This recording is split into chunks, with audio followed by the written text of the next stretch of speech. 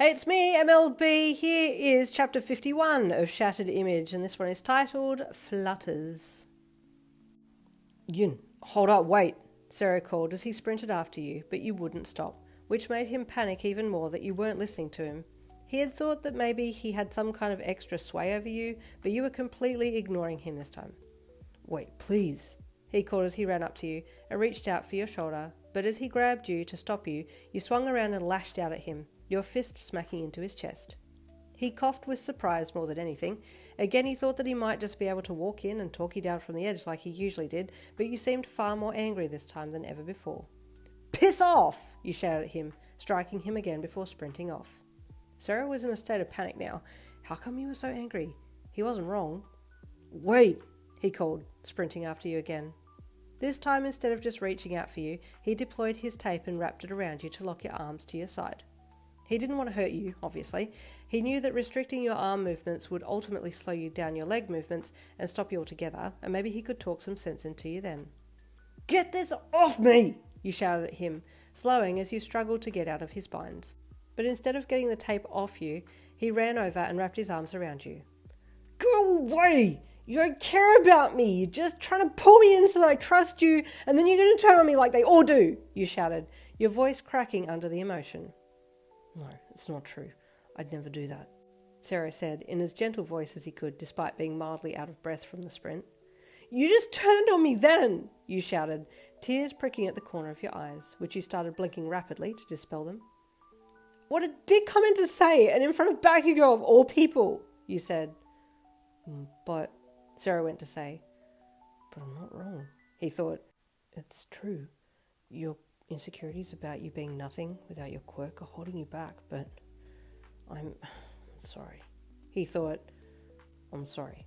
He said out loud, hugging you tighter. I said it in a really mean way. I didn't mean for it to sound like that. I just want you to realize your potential. I want you to be confident in yourself. You've been through so much, and you've learned a sudden huge amount about your quirk, and I don't want you to let it cloud your thoughts about yourself. You do seem to be really touchy about the subject of having to be tested without you being able to use your quirk. Yeah, I don't want to talk about it, you snapped at him, redoubling your efforts to get out of his grasp. Don't shut me up, please don't. I need you, Sero said suddenly, and you paused.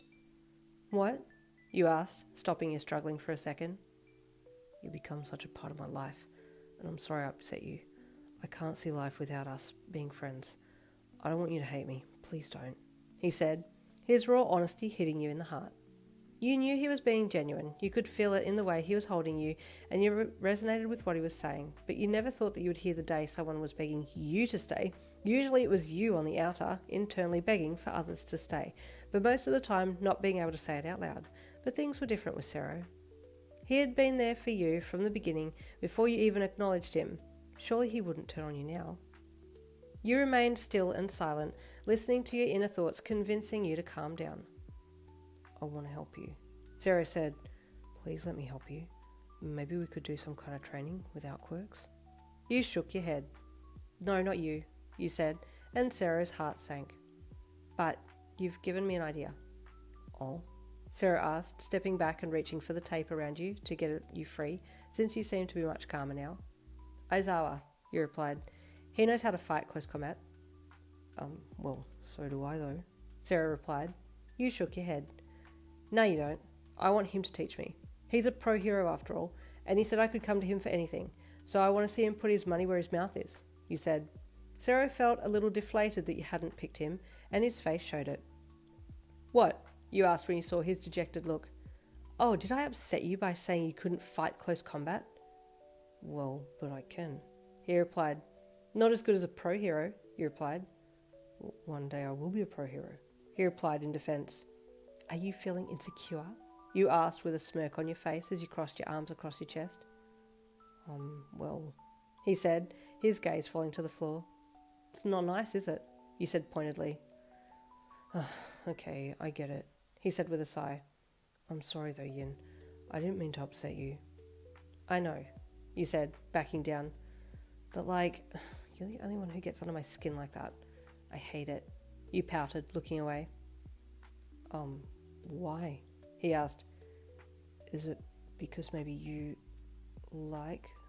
I don't know, you replied quickly. It's because you're always around me, I guess. You may as well sleep over, we're that close.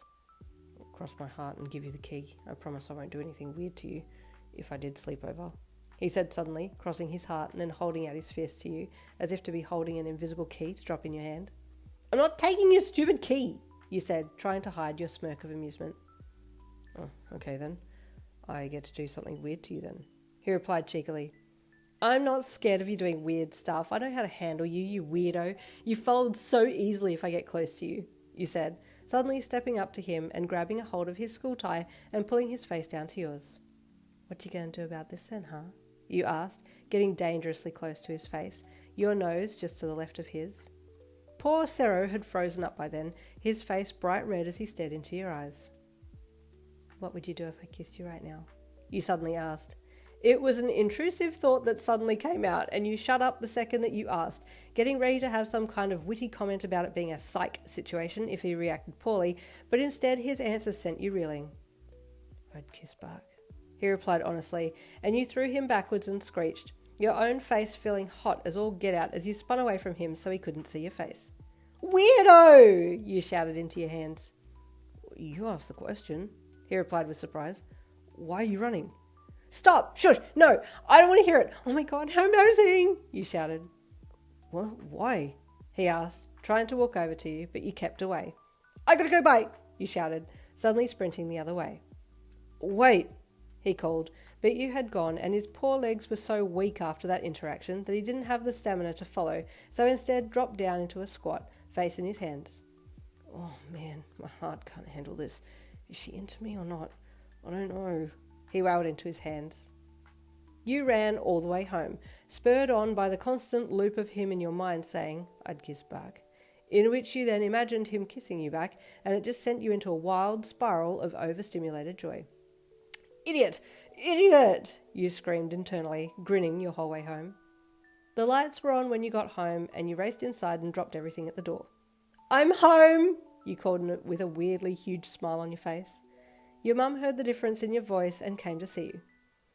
Oh, my sweet, your mum greeted you. Why the smile? Something good happen? No, he's an idiot, you replied, still with a grin. I hate him so much. Your mum said with confusion. Who is it? What happened, my love? But you're smiling. No, I'm not smiling at all, you half laughed. Anyway, I'm fine. I'm going to go to my room. Call me for dinner? Yes, of course, your mum said with confusion as she watched you run for the stairs. I just had to take a second to scream into my pillow before continuing reading that chapter, and that is where we end for this week. At least it's not a cliffhanger. Stay tuned for next week. More Heard You Like Me and more Shattered Image coming then. See you then.